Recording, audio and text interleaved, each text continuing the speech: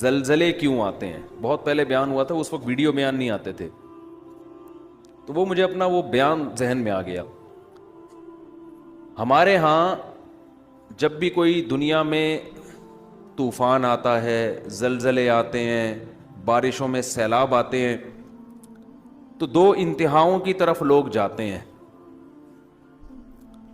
ایک انتہا تو ہے جو لبرلزم لوگ ہیں, لبرلزم کو فالو کرنے والے لوگ, جو لبرل نام نہاد لبرل لوگ, وہ کیا کہتے ہیں, بھائی یہ قدرت کا نیچر کا ایک سسٹم ہے, کسی بھی وقت کچھ بھی ہو سکتا ہے, لہذا اس میں اپنے گناہوں سے توبہ کرنا, اللہ کے سامنے گڑ گڑانا, ان تکلفات کی بالکل بھی ضرورت نہیں. چاہے کرونا ہے یا کوئی بھی وبائیں ہیں, اس کا خدا کے عذاب سے کوئی تعلق نہیں ہے. بھائی پلیٹیں ہیں زمین کی, ہلیں گی تو دھسیں گے سارے. جب زمین سے اتنی گیس نکال رہے ہو, اتنا آئل نکال رہے ہو, تو خلا پیدا ہوتا ہے نا, وہ خلا پور ایسا ہی ہوگا کہ ایک طرف کا حصہ کھسک کے یہاں جائے گا, تو وہ زمین ہے وہ کوئی چھوٹی موٹی چیز تو نہیں ہے. جب ادھر سے کھسک کے گیا تو 2-4 پہاڑ دائیں بائیں ہو گئے. جب 2-4 پہاڑ دائیں بائیں ہوئے تو وہ باقی ایڈجسٹ کرنے کے لیے وہ بھی کھسک جاتے ہیں. تو کھسکتے کھسکتے دہلی سے زلزلہ چلا تھا اور پہنچتا کہاں تک ہے, لاہور تک, اور درمیان میں بہت سے لوگوں کو لقمہ اجل بناتا ہوا جاتا ہے. تو وہ کہتے ہیں کہ تو سائنٹیفک حقیقت ہے, اس کا خدا کے عذاب سے اور ثواب سے کیا تعلق ہے. بھائی کیا کریں یار, پھر وہی باتیں اب سمجھانا مشکل ہو رہا ہے. وہ کہہ رہے ہیں سیلاب جو آتا ہے نا, یہ دریا کا پانی امڈ آیا اور گاؤں کے گاؤں پی گیا, اس کا کسی کے نیک اور برے ہونے سے کوئی تعلق نہیں ہے, نہ اس میں خدا سے توبہ استغفار کرنے کی ضرورت ہے. جو نام نہاد لبرل ہیں وہ یہی کہتے ہیں, اس میں توبہ کی کیا ضرورت ہے. بھائی یہ تو گلیشیئر پگھل گیا تھا, گرمی زیادہ پڑی تھی, تو پگھل جب جائے گا تو ظاہر ہے دریا میں پانی زیادہ آئے گا. جب پانی آئے گا تو ظاہر ہے سائڈوں پہ نکلے گا, جب سائڈوں پہ نکلے گا تو وہ جو بھی سائڈ پہ بیٹھا ہوا ہوگا اس کو بہا کے لے جائے گا. اس کا اس سے کیا تعلق کہ اس نے تہجد پڑھ کے بیٹھا ہوا ہے یا گناہ کر کے بیٹھا ہوا ہے. اس کا اس سے کیا تعلق ہے کہ وہ بدنظری کرتا تھا, سود کھاتا تھا. یہ مولوی لوگ تمہیں خم خمے ڈراتے ہیں, دیکھو وہ گاؤں کے لوگ سود کھاتے تھے, عذاب آیا اور سیلاب پانی بہا کے لے گیا. اس کا اس سے کیا تعلق ہے. اس لیے توبہ ووبہ کرنے کی ضرورت نہیں ہے. یہ بھی ایک انتہا ہے. دوسری انتہا جو بعض مذہبی لوگ کرتے ہیں, وہ انتہا یہ ہے کہ ہر قدرتی آفت کو کسی گناہ کا نتیجہ قرار دیتے ہیں. یہ بھی 100% غلط ہے. نہ قرآن کی یہ تعلیمات ہے, نہ نبی صلی اللہ علیہ وسلم کی یہ تعلیمات ہے. ہمیں پتہ چلتا ہے اسلامی تاریخ سے, قرآن و سنت سے, کہ بہت سے نیک لوگوں پر بھی عذاب آئے ہیں. مدینہ منورہ میں قحط پڑ گیا تھا, لوگ بھوک پیاس سے مرنا شروع ہو گئے تھے. حضرت عمر کا دور خلافت تھا. اس سے اچھا دور کائنات میں آ سکتا ہے؟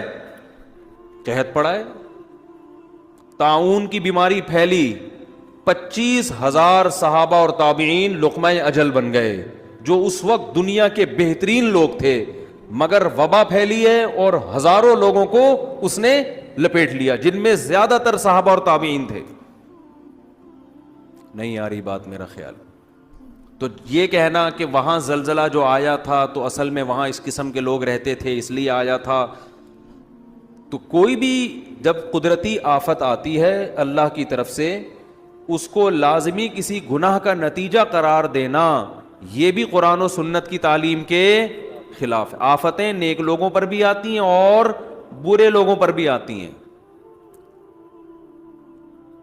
ہم قرآن و سنت میں جب غور کرتے ہیں نا, تو ہمیں 2 قسم کی آفتیں ملتی ہیں, اس زمین پہ ہوتی ہیں 2 قسم کی. ایک آفت تو وہ قرآن نے بیان کی ہے جس میں واقعتاً 100% گناہ کا دخل ہوتا ہے, اور وہ اس عذاب کی کوئی سائنٹیفک لاجک نہیں ہوتی, وہ قدرت نے اپنی طرف سے کام کیا ہوتا ہے جس کا کوئی بظاہر سبب موجود نہیں ہوتا.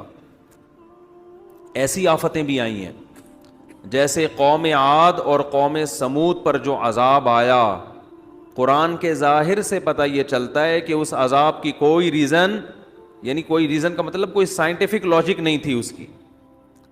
جب اس قوم کی نافرمانی حد سے بڑی ہے, اللہ کو غضب آیا, اللہ نے آسمان سے بادل بھیجے, قوم کہنے لگی ھذا عارض ممطرنا, یہ تو گہرے بادل ہیں، ہمیشہ سے آتے ہیں، بارشیں برسیں گی۔ ان کے پیغمبر نے کہا بل ہوا مستعجلتم بہ، اس سے بارش نہیں برسے گی، اس دفعہ اس بادل سے کیا برسے گا؟ پتھر برسیں گے۔ اللہ ہم سب کو پناہ میں رکھے۔ اور ایسے پتھر برسیں گے تدمر کل شیء بامر ربها، ہر چیز کو اللہ کے حکم سے یہ پتھر توڑ ڈالیں گے۔ اور ایسی ہوائیں اللہ نے بھیجی کہ 7 دن 8 راتیں، سخرہا علیہم 7 لیال و 8 ایام، 7 راتیں اور 8 دن ایسی ہوا چلے گی کہ جو تمہیں اٹھا کے پٹخ دے گی۔ اور اللہ فرماتے ہیں کہ انہم اعجاز نخل خاویہ، جیسے کھجوروں کے درخت الٹے پڑے ہوئے ہوتے ہیں نا، ایک ہفتہ طوفان میں جب تھما، 1 ہفتے کے بعد تو وہ لوگ ایسے پٹکے ہوئے پڑے ہوئے تھے، مرے ہوئے، جیسے کھجور کے تنے پڑے ہوئے ہوتے ہیں، لمبے قد کے لوگ تھے۔ نوح علیہ السلام کی قوم پر جو عذاب آیا، عذاب کے کوئی آثار نہیں تھے۔ ان کے جو محکمہ موسمیات اس دور کے تھے، وہ جو آثار دیکھ کے بتاتے تھے، ظاہر ہے تو ہر دور میں کچھ لوگ علامتیں دیکھ کے بتاتے ہیں نا، تو وہ کہہ رہے تھے کہ کوئی بارش کی رپورٹ، بولتے کیوں نہیں بھائی، نہیں ہے۔ تبھی وہ حضرت نوح علیہ السلام کا مذاق اڑاتے تھے۔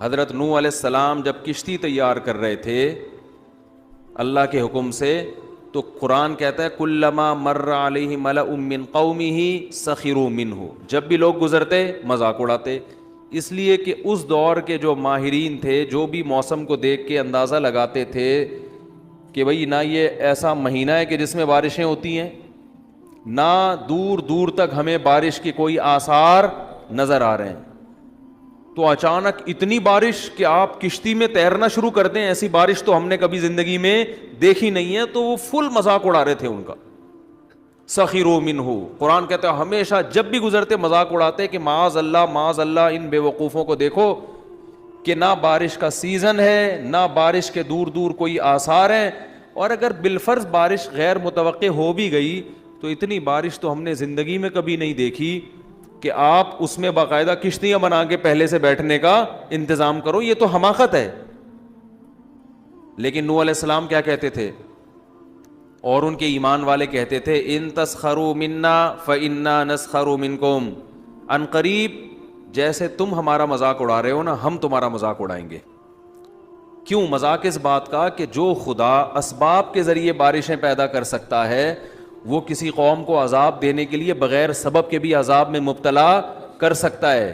جس کی یہ طاقت اور قدرت تم نے دیکھی ہے، جو سمندروں سے پانی اڑا کے آسمان پہ لے جا کے برسا سکتا ہے، اس نے ایک چکر، ایک سائیکل چل رہا ہے تو وہ سائیکل کا محتاج نہیں ہے، وہ ویسے بھی اٹھا کے برسا سکتا ہے۔ جس نے آدم اور حوا کو بغیر باپ اور ماں کے پیدا کر دیا، تو اب آپ یہ دیکھو کہ بغیر ماں باپ کے بچہ پیدا ہو ہی نہیں سکتا، تو آپ کہو کہ بھئی اب ناممکن ہے، تو اللہ کے لیے ناممکن تھوڑی ہے۔ اللہ نے تو آدم اور حوا کو بغیر باپ اور بغیر ماں کے پیدا کر کے دکھایا اللہ نے، تو اس اللہ کے لیے تھوڑی مشکل ہے۔ تو مذاق تو ہم تمہارا اڑائیں گے کہ تمہیں اس خدا کی باتوں پہ یقین نہیں آ رہا۔ تو یہ وہ عذاب تھا جو اس دور کے سائنسدان، کیا اس دور کے سائنسدان بھی اس کی لاجک تلاش نہیں کر سکتے۔ دنیا میں ایسے بہت دفعہ ہوا ہے۔ لوط علیہ السلام کی قوم پہ پتھروں کی بارش ہوئی ہے، اور اللہ نے زمین کو اٹھا کے الٹا کر کے پٹخ دیا۔ اس کی کوئی لاجک نہیں ہے۔ یہ بھی ممکن ہے کہ ہو لاجک، اللہ نے لاجک پیدا کر دی ہو، کوئی وجہ پیدا کر دی ہو، لیکن ضروری نہیں ہے۔ اللہ یہاں اسباب کا محتاج نہیں ہے۔ تو ایک عذاب تو وہ ہوتا ہے جو بغیر کسی سبب کے اچانک مسلط ہو جاتا ہے، جس میں سائنسدان بھی حیران ہوتے ہیں، وہ کہتے ہیں ہمیں سمجھ میں نہیں آ رہا۔ تو یہ عذاب پچھلی امتوں میں زیادہ ہوئے تھے، اور نبی صلی اللہ علیہ وسلم نے فرمایا میری امت میں بھی ہوں گے، مگر پچھلی امتوں سے کم ہوں گے، لیکن ہوں گے ضرور۔ آپ صلی اللہ علیہ وسلم نے فرمایا جب گناہوں کی کثرت ہوگی، میری امت میں مسخ کے واقعات بھی ہوں گے، شکلیں تبدیل ہو جانا۔ بنی اسرائیل کو اللہ نے منع کیا تھا نا، ہفتے کے دن شکار مت کرو، پھر بھی کیا انہوں نے۔ رات کو سوئے ہیں، صبح جب اٹھیں تو کچھ لوگ بندر بن چکے تھے اور کچھ لوگ سور اور خنزیر بن چکے تھے۔ یہ چیز سائنسدانوں کی سمجھ سے بولو بھائی باہر. جیسے حضرت عیسیٰ کو اللہ نے بغیر باپ کے پیدا کر دیا, سائنسدان مانیں گے اس کو؟ وہ کہتے ہیں بھائی لیبارٹری میں تو ایسی یہ ممکن ہی نہیں ہے, لیبارٹری تو یہ کہتی ہے کہ یہ پاسبل نہیں ہے. حضرت عیسیٰ علیہ السلام مردوں کو کہتے تھے قم باذن اللہ, اللہ کے حکم سے کھڑا ہو جا, مردہ ایک دم زندہ ہو کے بیٹھ جاتا تھا. سائنسدان مانیں گے؟ بولتے کیوں نہیں بھائی, نہیں مانیں گے. لیکن دنیا کی اکثریت اس کو مانتی ہے, مسلمان بھی مانتے ہیں, عیسائی بھی, اور یہ دنیا کی اکثریت بن جاتے ہیں. اور دنیا کی اتنی بڑی قوم کا کسی جھوٹی خبر پہ جمع ہونا عقلاً ممکن نہیں ہے. ہر چیز سائنس سے نہیں پتہ چلتی, خبر سے بھی بہت سی چیزیں سائنسدانوں کی دسترس سے باہر ہیں. آج ہمارے جو یونیورسٹیوں کے طلبہ ہیں نا, وہ کہتے ہیں بس سائنسدان بتائیں گے تو مانیں گے ورنہ نہیں مانیں گے. اور بھائی یہ تو بے وقوفی کی بات ہے. خبر جو ہے نا, نیوز, اس میں اگر تواتر سے کچھ لوگ خبر بیان کر رہے ہیں تو اس کو بھی ماننا پڑتا ہے, چاہے وہ سائنس اس کو مانے یا نہ مانے. میں یہاں جب بھی ایسے کوئی معجزے اور کرامت کے واقعات بیان کرتا ہوں نا, تو میں اپنا واقعہ ضرور بیان کرتا ہوں. میں نے شہداء کے خون کی خوشبو اپنی ناک سے سونگی, اللہ کی قسم. اب اگر مجھے کوئی سائنسدان کہے کہ یہ پاسبل نہیں ہے تو میں کہوں گا میں نے خود سونگی ہے تو پاسبل. آپ کہہ سکتے ہیں ان کی ناک میں کوئی گڑبڑ ہوگی, ناک میں گڑبڑ ہے تو پھر ادھر سے بدبو آ رہی ہے, ادھر سے کیا آ رہی ہے, خوشبو. دونوں سے بدبو آئے نا, یہ دونوں سے خوشبو آئے. آپ کہیں گے بھائی اس کو وہم ہو گیا ہے, تو میرے ساتھ 10 آدمی اور تھے, ان کو بھی وہم ہو گیا. بہت مشکل ہے بات سمجھانا. آپ کہو گے یار جیسے ہی کوئی شہید ہوا ہوگا فوراً کسی نے خوشبو کا چھڑکاؤ کر دیا ہوگا. بھائی 1 مہینے پہلے شہید دیکھا, اس میں سے بھی وہی خوشبو آ رہی ہے. 1 مہینے بعد دوسری جگہ پہ دیکھا, اس میں سے وہی پرفیوم, وہ بندہ فوراً لے کے وہاں کہاں سے پہنچ گیا. اور ادھر شہادت ہوئی ہے, ادھر خوشبو آ رہی ہے. ایسے بھی ہمارے ساتھیوں نے دیکھا. تو نہ کوئی اسپرے لے کے کھڑا ہوا ہے. اور چلو اس کو چھوڑ دو, ریڈ کراس ایک NGO ہے, اس کو تو مانتے ہو نا. ریڈ کراس کی جو آفیشیل ویب سائٹ ہے اس پہ میں نے خود پڑھی یہ خبر, پہلے اخباروں میں آئی تھی, میں نے کہا اخباروں کا پر اعتماد نہیں کیا جا سکتا. ان کی آفیشیل پیج پہ میں گیا, یہ 10-12 سال پرانی بات ہے. انہوں نے افغانستان کے بارے میں لکھا کہ وہاں جو یہ جن کو مجاہدین کہا جاتا ہے, یہ جب مرتے ہیں تو ان میں بہت سو کی لاشیں خراب نہیں ہوتی اور ان لاشوں میں سے خوشبو آ رہی ہوتی ہے, اور ان کے مقابلے میں جو لڑ رہے ہوتے ہیں ان کی لاشوں میں سے بدبو آ رہی ہوتی ہے. یہ بہت چھوٹی سی خبر تھی, کیونکہ یہ ڈرتے بھی ہیں نا, یہ تو اور موٹیویشن نہ ملے لوگوں کو. اور نیچے لکھا تھا ہم ان کی خوراک پہ ریسرچ کریں گے کہ یہ کھاتے کیا ہیں. یہ اللہ کی قسم میں نے خود پڑھی ہے یہ خبر, سونگی بھی ہے شہداء کے خون کی خوشبو. ایسے بہت واقعات ہیں, 6 مہینے ہو گئے باڈی خراب نہیں ہو رہی, خوشبو آ رہی ہے. نبی صلی اللہ علیہ وسلم نے فرمایا جب شہید کوئی اللہ کے راستے میں جان دے کے شہید ہوتا ہے نا, تو خون جو اس کے باڈی سے نکلتا ہے, تو قیامت کے دن جب یہ شہید آئے گا, لونہ لون دم, تو اس کے خون کا رنگ خون جیسا ہوگا مگر خوشبو خون جیسی نہیں ہوگی. فرمایا ریحہ ریح مسک, اس کی خوشبو مشک جیسی ہوگی, جو ہرن کی ناف سے نہیں مشک نکلتا, اتنی بہترین خوشبو ہوگی. تو اب اگر کسی کو یہ اعتماد ہو کہ مفتی طارق مسعود صاحب جھوٹ اتنی لمبی ممبر پہ بیٹھ کے پھینکیں گے نہیں, تو اس کو اب مزید کسی سائنسدان کی ضرورت نہیں ہے اس خبر کی تصدیق کے لیے. اور اگر کسی کا خیال ہے کہ بھائی ہو سکتا ہے پھینک رہے ہو بیٹھ کے, تو وہ پھر کہے گا یار مجھے یقین نہیں ہے. تو اگر ڈاکٹر کہیں گے کہ ایسا پاسبل ہے تو مان لوں گا, ڈاکٹر کہیں گے امپاسبل تو نہیں مانوں گا. لیکن اگر آپ کو یقین ہے کہ بولنے والا سچ کہہ رہا ہے, پھر آپ ڈاکٹر کو سائڈ پہ لگا دو گے. آپ بولو گے بھائی یہ میڈیکلی تو ممکن نہیں ہے لیکن خدا کے لیے ممکن ہے, اللہ سب کچھ کر سکتا ہے. تو ہم جس پیغمبر کو سائنس کے مقابلے میں لاتے ہیں اس پیغمبر کے سچے ہونے کا ہمیں یقین ہے, اور وہ پیغمبر سائنس کے خلاف بات نہیں کرتے. البتہ کچھ باتیں ایسی کرتے ہیں جہاں سائنس کی پہنچ نہیں ہے. دیکھو سائنس کے خلاف چلنا الگ بات ہے اور ایسی بات کرنا جہاں تک سائنس پہنچی نہیں ہے, یہ دونوں میں بڑا فرق ہے. مذہب کبھی سائنس کے اگینسٹ نہیں چلتا, مذہب ایسی باتیں ضرور کرتا ہے جو سائنسدانوں کی اپروچ سے. سائنسدان کو کیا پتا جنت کیا ہوتی ہے جہنم کیا ہوتی ہے, برزخ کیا ہوتی ہے, نیک عمل, یہ میڈیکل سائنس کا شعبہ ہی نہیں ہے. کرامت کیا ہوتی ہے, معجزہ کیا ہوتا ہے, اللہ کیا کیا کر سکتا ہے, یہ سائنس کا شعبہ تھوڑی ہے. سائنس تو یہ کہتی ہے کہ اسباب کو اسباب سے ملا کے اگر کوئی رزلٹ نکلے گا تو ہم اس پر یقین کریں گے, نہیں نکلے گا تو ہم اس کو چھوڑ دیں گے. یہ سائنس کا ٹاپک ہے, اور وہ بذات خود ٹھیک ہے, یہ سائنس کی حد تک ٹھیک ہے, لیکن کچھ باتیں سائنس سے ہٹ کر بھی بولتے کیوں نہیں بھائی ہوتے. میں نے ایک امریکن تھے, ہمارے ایک رشتے دار امریکہ میں رہتے تھے, بڑے پڑھے لکھے ہیں. میں نے ان سے پوچھا کہ یہ گورے جنات کو مانتے ہیں؟ انہوں نے کہا لیبارٹری کے اندر نہیں مانتے, لیبارٹری کے باہر مانتے ہیں. ٹھیک ہے نا, لیبارٹری کے اندر نہیں مانتے, لیبارٹری کے باہر مانتے ہیں. جب چڑھتا ہوا دیکھتے ہیں نا جن کسی کے اوپر, اور سارے ڈاکٹر کہتے ہیں بھائی پتہ نہیں کہ ہماری سمجھ سے بالاتر ہے, تو مان لیتے ہیں کہ کچھ اور مخلوق بھی اللہ نے پیدا کی ہیں. جنات بھی ایسے ہی ہیں. آپ میڈیکل سائنس کا طالب علم خام خواہ میں الجھ رہا ہوتا ہے, جن چڑیل بھوت کچھ نہیں ہوتے. بھائی اللہ نہ کرے جب چڑھ گیا نا تو پھر بولو کہ یہی سب کچھ ہوتا ہے. لیکن عامل جو کہہ رہے ہیں نا جن چڑیل, وہ الو بنا رہے ہیں. ایسا نہ ہو کہ جن کی چکر میں آپ عاملوں کے پاس پہنچ جائیں, یہ پاس کچھ بھی نہیں ہوتا, یہ مسمرزم کر کے آپ کو الو بناتے ہیں. لیکن حقیقت میں بھی جنات ہوتے ہیں, انگریزوں پہ بھی آتے ہیں, اتنے نہیں آتے جتنے ہمارے یہاں آ رہے ہیں. ہمارے یہاں تو ہول سیل کے حساب سے نا, اس لیے کہ عامل جہاں پہنچے گا 25-30 چڑیلے لے کے پہنچ جائے گا وہ. تو یہاں تک کہ بعض دفعہ خود ڈاکٹر آ کے کہتے ہیں اس کا کوئی روحانی علاج کراؤ بھائی, پھر وہ آپ جاتے ہیں عاملوں کے چکر میں. حالانکہ روحانی علاج کا مطلب فاتحہ پڑھ کے دم کرو, سورہ فلق, بس اتنا کافی ہے. تو ہر چیز کو سائنس کے معیار پہ پرکھنا یہ حماقت اور بے وقوفی ہے. جیسے میں اکثر بیان میں ایک بات کہتا ہوں, آج بہت سے لوگ پریشان ہوتے ہیں, اچھا جہاں سائنس چلانی چاہیے وہاں نہیں چلانا بھی بے وقوفی ہے, یہ بھی ذہن میں رکھو. مثال کے طور پر مذہب ایک چیز میں خاموش ہے, نبی نے ہمیں اس بارے میں کچھ نہیں بتایا, تو پھر تو جب پیغمبر ہی بتائیں گے نا ہمیں, پیغمبر نہیں بتا رہے تو پھر ہم نے پھر اسباب کو سامنے رکھ کر ہی فیصلہ کرنا ہے.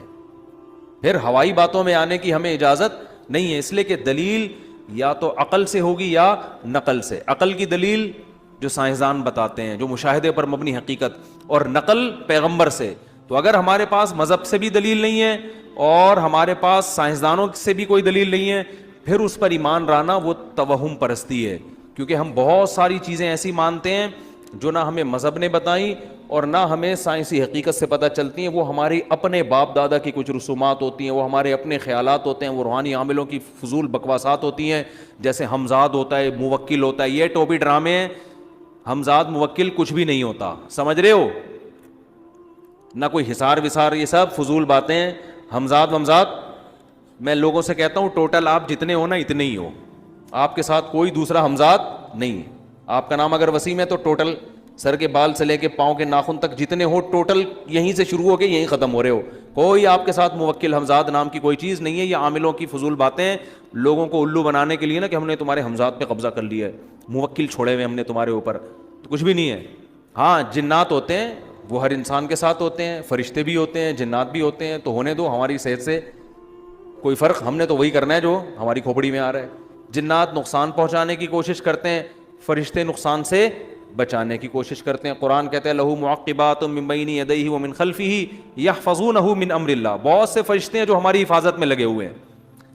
دیکھو جیسے ہماری باڈی پہ جرمز حملہ کرتے ہیں نا, تو اللہ نے ہمارا اندرونی نظام بنایا ہوا ہے, ہمارے اندر کے جراثیم ان باہر کے جراثیم سے ہر وقت لڑ رہے ہوتے ہیں. مرتے ہی ہماری ڈیڈ باڈی ایک دم سڑنا کیوں شروع ہو جاتی ہے پتہ ہے آپ کو؟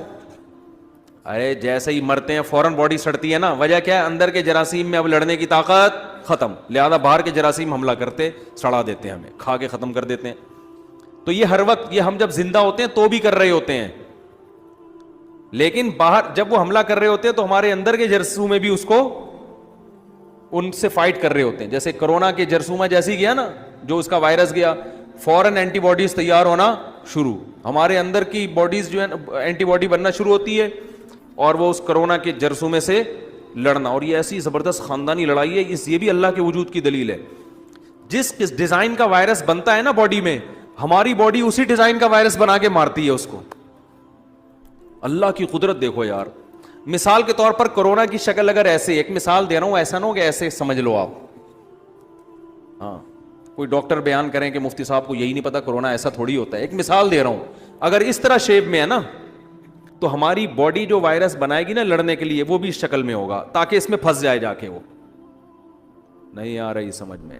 دیکھو جب کوئی آپ سے لڑنے کے لیے پنجہ یوں بناتا ہے تو آپ اس کے پنجے کو پکڑنے کے لیے یوں بناؤ گے, ایسے ہی پنجہ بناؤ گے, اسی سٹائل سے کھولو گے تاکہ اس میں کیا ہو جائے, پھنس جائے.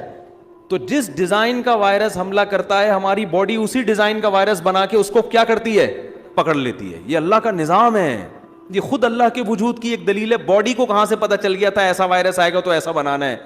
اللہ نے ایسا سسٹم آٹومیٹیکلی لگا دیا ہماری باڈی میں کہ, اور یہ 24 گھنٹے پھڈا چلتا رہتا ہے. ہر وقت جرسوں میں حملہ کر رہے ہیں ہمارے والے, توپیں چلا رہے ہیں, 24 گھنٹے بارڈر پہ لڑائی ہو رہی ہے.